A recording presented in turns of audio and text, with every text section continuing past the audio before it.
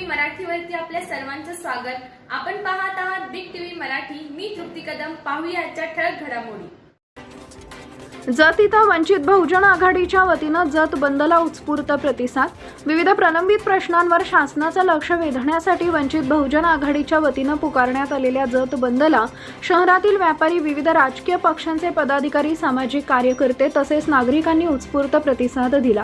बंदच्या पार्श्वभूमीवर वंचित बहुजन आघाडीच्या पदाधिकाऱ्यांनी शहरातील मुख्य बाजारपेठेत फिरून व्यापाऱ्यांशी संवाद साधत शांततेत बंद पाळण्याचे आवाहन केले।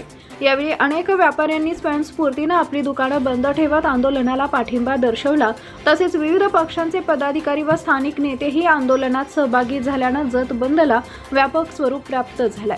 या आंदोलनात वंचित बहुजन आघाडीचे बाबासाहेब कांबळे, राहुल चंदनशिवे, श्रीकांत ओवाळे, अनिल पवार, जनार्दन बिराजदार, पांडुरंग जगदाणे, वाहन चालक अध्यक्ष शांतीलाल कांबळे, महेश साबळे, लाला वाघमारे यांच्यासह अन्य पदाधिकारी व कार्यकर्ते मोठ्या संख्येने उपस्थित होते।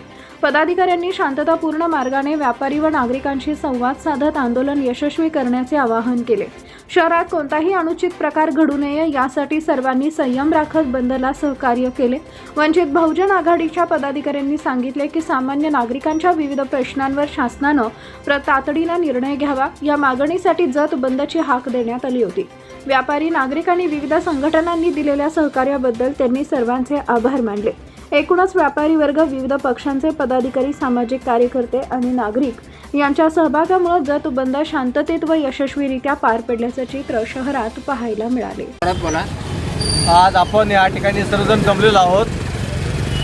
काल परवाशी 20 तारखेला जे दिल्लीमध्ये जंतर मंतरवरती या ठिकाणी काही घटना झालेल्या आहे। विद्यार्थ्यांवरती जे अनाशुनकारण मारहाण केले, हे सरकारने तुम्हाला सांगतो हे चुकीचं काम केलेले आहे। त्यांनी काय काट्या घेऊन, दगडे घेऊन, तलवारी घेऊन, काय पिस्तुले घेऊन काय अतिरेकी नव्हते विद्यार्थी।